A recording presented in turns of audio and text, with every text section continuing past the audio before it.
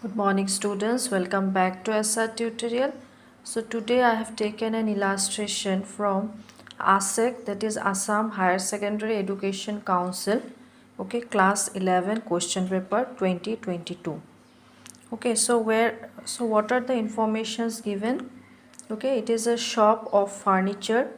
Okay, so you see here, sold on credit to Bimal stores, 5 almirah and 5 tools. Okay, the rates are given and the trade discount percentage is given.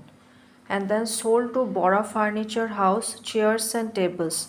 Okay, so the rates are given and the trade discount percentage is given. Then you see sold on credit to old typewriters. So old typewriter is an asset for the business, so it will not come in the sales day book. Then sold to Saityabrata Vaishya in cash, so cash transaction will not come in the sales day book. So here you see, this is the sales day book prepared. Bimal stores 5 almirah at the rate rupees 650. Okay, the calculations are done. Okay, 5 tools at the rate rupees 50. Again the calculation is done. The trade discount is deducted and the amount is obtained. Same is the case for the second transaction. Okay, and the total amount of sales day book is obtained.